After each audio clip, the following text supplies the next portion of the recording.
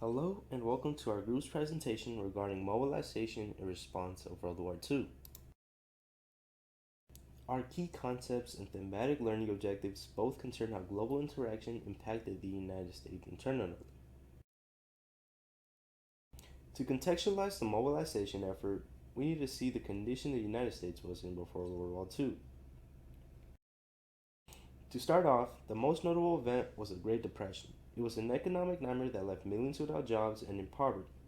The current president at the time, Herbert Hoover, attempted to subsidize this problem by creating jobs via the Hoover Dam construction, passing the Glass-Steagall Act of 1932, which attempted to stabilize the banking sector, and creating the Reconstruction Finance Corporation, which lent $2 billion to banks, railroads, and other privately held companies. Needless to say, his attempts were disapproved of by the population and were not very successful. The creation of shantytowns named Hoovervilles highlighted the disaster of his attempts as homeless people banded together to make towns. In the election of 1932, Franklin D. Roosevelt wins the election against Hoover as people believed he would be the one to save the country. In his first plan against the Great Depression, FDR passes a first New Deal. It creates an effort of economic relief, regulation of private industry, and the growth of the economy. This plan was also known as the Three R's. A year after the first New Deal, in 1935, FDR passes the second New Deal, which attempted to protect the workers and create jobs with the Work Progress Administration, as well as provide financial security with the tax-paid Social Security Act. Ultimately, his attempts of ending the Great Depression would not be realized until World War II.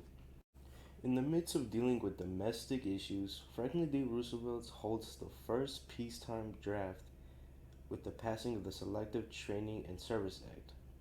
This was done as a precaution due to the fall of France to the Nazi regime, but the US was still focused on internal issues. This was true until finally the attack of Pearl Harbor occurred on December 7th, 1941. The US could no longer focus on themselves, but rather had to mobilize all their population to prepare for war. The efforts began with the workforce. A month after the attacks on Pearl Harbor, FDR established a war production board which made manufacturers begin to produce war goods for the military.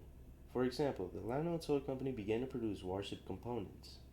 Anything deemed non-important was banned from being manufactured. The War Production Board also focused on the conservation of military important raw materials such as rubber, paper, plastic, and metals, with a heavy emphasis on metals as it was the main material used to manufacture war goods. As men were drafted into the war, they would leave their position at these factories vacant, so the problem on who to work at these industries arose.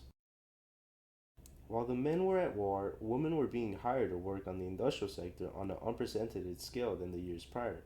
Since women were believed to work at home or work quote unquote female jobs, there was propaganda in the past that was aimed to encourage women to join the industrial workforce despite how non feminine, with the most illustrious example being Rosie the Riverier.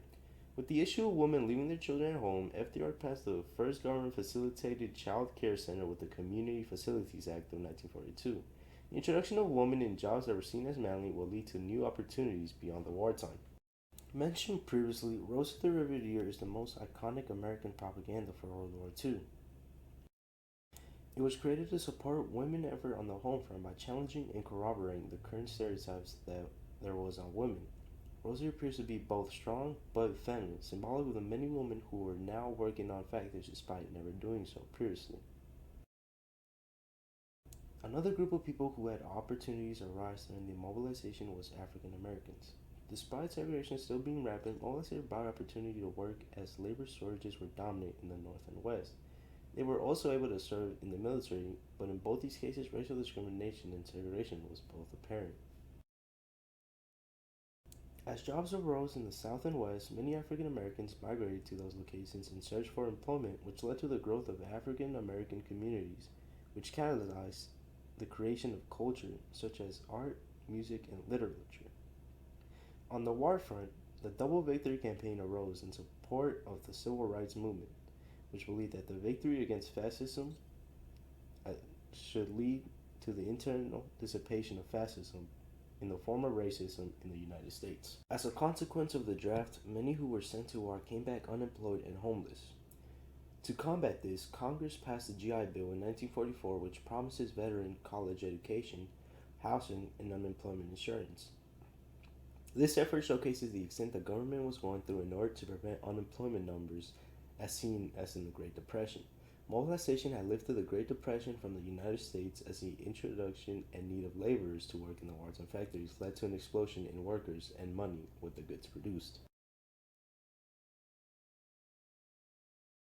Another preparation of war effort was seen through the Manhattan Project, which employed 130,000 people for the development of a nuclear bomb. This attempt to improve weaponry for the sake of the war gave the United States an extremely powerful weapon. The bomb changed cultural life as it led to debates over the ethicality of it and the creation of shelters due to the fear of its potency. The mobilization effort was not all positive, though. The worst aspect of it was the internment of Japanese Americans due to the fear of them being spies. On February 19, 1942, Roosevelt's Executive Order 9066 violated the civil rights of Japanese Americans who were already experiencing racism and harassment due to the Pearl Harbor attacks.